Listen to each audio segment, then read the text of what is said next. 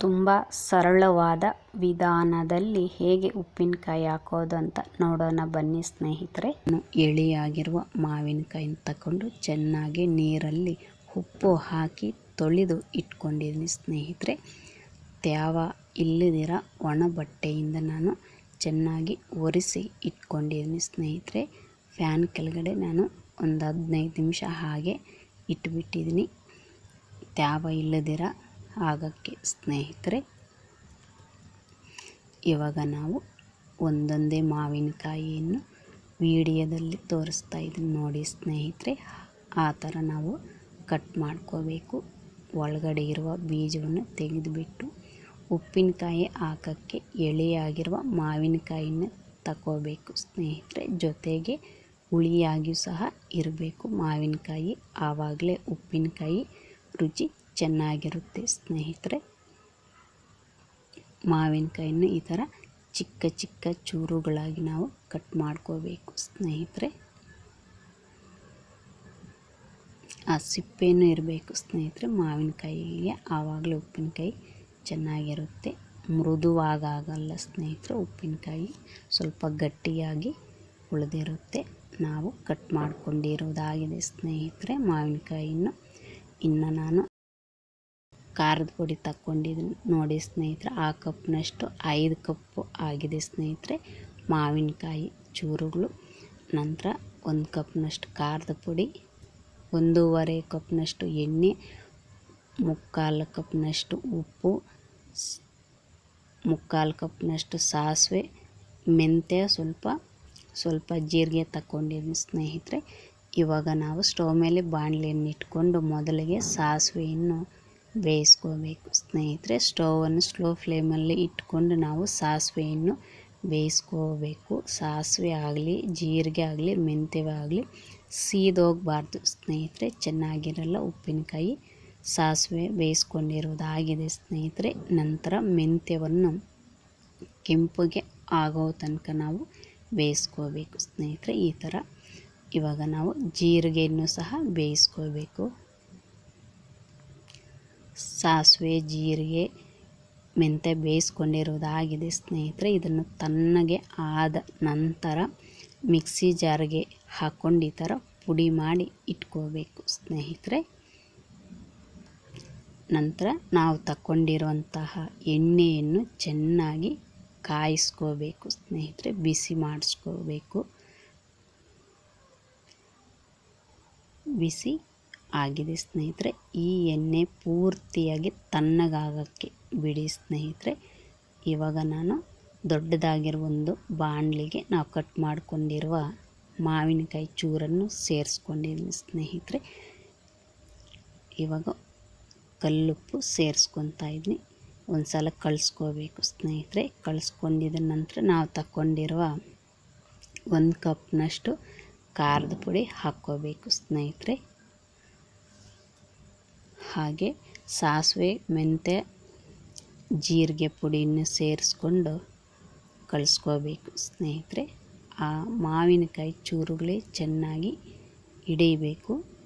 ನಂತರ ಸ್ವಲ್ಪ ಬೆಳ್ಳುಳ್ಳಿನ ಸಹ ಸೇರಿಸ್ಕೊಂಡಿದ್ದೀನಿ ಸ್ನೇಹಿತರೆ. ನೋಡಿ ಎಣ್ಣೆ ಪೂರ್ತಿಯಾಗಿ ತಣ್ಣಗೆ ಆಗಿದೆ ಸ್ನೇಹಿತರೆ. ಸ್ವಲ್ಪ ಎಣ್ಣೆ ಸೇರಿಸ್ಕೊತ ನಾವು ಚೆನ್ನಾಗಿ ಮಾವಿನಕಾಯಿ ಚೂರುಗಳನ್ನು ಕಳಿಸ್ಕೋಬೇಕು ಸ್ನೇಹಿತರೆ.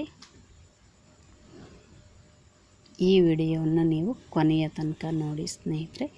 ಈ ಥರ ಮಾಡಿದ್ರೆ ಕನಿಷ್ಠ ಅಂದರೂ ಉಪ್ಪಿನಕಾಯಿ 6 ತಿಂಗಳು ಬರುತ್ತೆ ಸ್ನೇಹಿತರೆ. ತುಂಬ ಈಸಿಯಾಗಿ ನಾವು ಮನೆಯಲ್ಲೇ ಉಪ್ಪಿನಕಾಯಿ ಮಾಡಿಕೊಂಡು ತಿನ್ಬೋದು ಸ್ನೇಹಿತರೆ. ಇವಾಗ ಕಳಿಸ್ಕೊಂಡಿರೋದು ಆಗಿದೆ ಸ್ನೇಹಿತರೆ. ಎಣ್ಣೆಯಲ್ಲಿ ಸ್ವಲ್ಪವನ್ನು ಉಳಿಸ್ಕೋಬೇಕು ಸ್ನೇಹಿತರೆ. ಹಾಗೆ ಇವಾಗ ನಾನು ಒಂದು ಪ್ಲಾಸ್ಟಿಕ್ ಬಕೆಟನ್ನು ತಗೊಂಡು ಅದರಲ್ಲಿ ನಾವು ಕಳಿಸಿ ಇಟ್ಕೊಂಡಿರುವಂತಹ ಉಪ್ಪಿನಕಾಯಿಯನ್ನು ಸೇರಿಸ್ಕೊಂಡಿದ್ದೀನಿ ಸ್ನೇಹಿತರೆ. ಅದರ ಮೇಲೆ ಉಳಿದಿರುವ ಎಣ್ಣೆಯನ್ನು ಹಾಕಿದ್ದೀನಿ. ಈ ಥರ ನೋಡಿ ಸ್ನೇಹಿತರೆ, ಮಾವಿನಕಾಯಿ ಚೂರುಗಳ ಕೆಳಗಡೆನೇ ಇರಬೇಕು ಎಣ್ಣೆ. ನಂತರ ಒಂದು ಕಾಟನ್ ಬಟ್ಟೆಯನ್ನು ಬಕೆಟ್ಗೆ ದಾರ ತಗೊಂಡು ಬಿಗಿಯಾಗಿ ಕಟ್ಟಬೇಕು ಸ್ನೇಹಿತರೆ. ಇದನ್ನು 3 ದಿವಸ ಬಿಸಿಲಿಗೆ ಇಡಬೇಕು ಸ್ನೇಹಿತರೆ. ಉಪ್ಪಿನಕಾಯಿ ಬಕೆಟನ್ನು ಗಾಳಿ ಬರುವಂತಹ ಜಾಗದಲ್ಲೇ ಇಡಬೇಕು. ನಾವು ಉಪ್ಪಿನಕಾಯಿ ಹಾಕಿರುವ ಬಕೆಟನ್ನು ಸ್ನೇಹಿತರೆ 3 ದಿನಗಳು ನಾನು ಈ ಥರ ಬಿಸಿಲಲ್ಲಿ ಇಟ್ಕೊಂಡಿದ್ದೀನಿ ಸ್ನೇಹಿತರೆ. ಮತ್ತು ಗಾಳಿ ಬರುವಂತಹ ಜಾಗದಲ್ಲಿ ನಾವು ಬಕೆಟನ್ನು ಇಟ್ಕೋಬೇಕು. ನಾನು ಕಿಟಕಿಯಲ್ಲಿ ಇಟ್ಕೊಂಡಿದ್ದೆ ಸ್ನೇಹಿತರೆ. 3 ದಿನಗಳು ನಾನು ಬಿಸಿಲಲ್ಲಿ ಇಟ್ಟಿದ ನಂತರ ನೋಡೋಣ ಬನ್ನಿ ಸ್ನೇಹಿತರೆ ಹೇಗೆ ಆಗಿದೆ ಉಪ್ಪಿನಕಾಯಿ ಅಂತ. ನೋಡಿ ಸ್ನೇಹಿತರೆ, ನಾವು ಉಪ್ಪಿನಕಾಯಿ ಹಾಕಿದಾಗ ಎಣ್ಣೆ ಕೆಳ ಭಾಗದಲ್ಲಿ ಇತ್ತು ಸ್ನೇಹಿತರೆ. ಉಪ್ಪಿನಕಾಯಿ ಮೇಲೆ ಬಂದಿದೆ ನೋಡಿ ಎಣ್ಣೆ. ಈ ಥರ ಯಾವಾಗಲೂ ಉಪ್ಪಿನಕಾಯಿ ಮೇಲೇ ಎಣ್ಣೆ ಇರಬೇಕು ಸ್ನೇಹಿತರೆ. ಆವಾಗಲೇ ಉಪ್ಪಿನಕಾಯಿ ಬೂಜು ಕಟ್ಟಲ್ಲ ಸ್ನೇಹಿತರೆ, ಕೆಟ್ಟೋಗಲ್ಲ ಬೇಗ. ನೋಡಿ ಸ್ನೇಹಿತರೆ, ಒಂದು ಸೌಟ್ ತಗೊಂಡು ಇವಾಗ ನಾವು ಚೆನ್ನಾಗಿ ಕಳಿಸ್ಕೋಬೇಕು ಸ್ನೇಹಿತರೆ. ಉಪ್ಪಿನಕಾಯಿಯನ್ನು ಉಪ್ಪು ಖಾರ ಆಗಿದೆಯಂತ ನೋಡ್ಕೋಬೇಕು.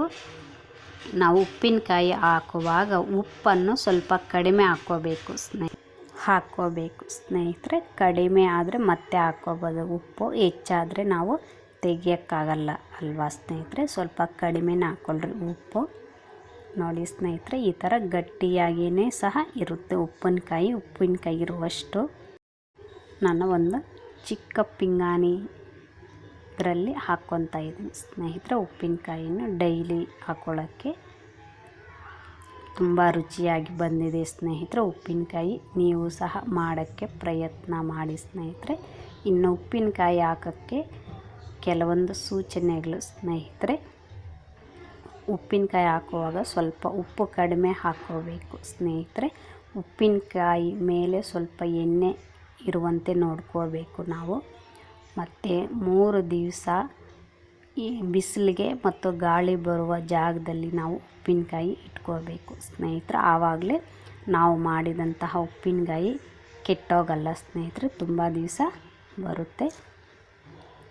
ಉಪ್ಪಿನಕಾಯಿಗೆ ಪದೇ ಪದೇ ನಾವು ತೇವ ಆಗಲಿ ಅಥವಾ ಕೈಯನ್ನಾಗಲಿ ಇಡಬಾರ್ದು ಸ್ನೇಹಿತರೆ.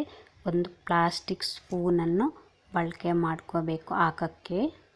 ನಾನು ಇಲ್ಲಿ ವಿಡಿಯೋ ಮಾಡೋದಕ್ಕಾಗಿ ಸ್ಟೀಲ್ದು ಸ್ಪೂನ್ ತಗೊಂಡಿದ್ದೀನಿ ಸ್ನೇಹಿತರೆ. ನೀವು ಪ್ಲಾಸ್ಟಿಕ್ ಆದರೆ ಹಾಕ್ಕೊಳ್ರಿ ಉಪ್ಪಿನಕಾಯಿ ಹಾಕ್ಕೊಳ್ಳೋಕ್ಕೆ ಸ್ನೇಹಿತರೆ.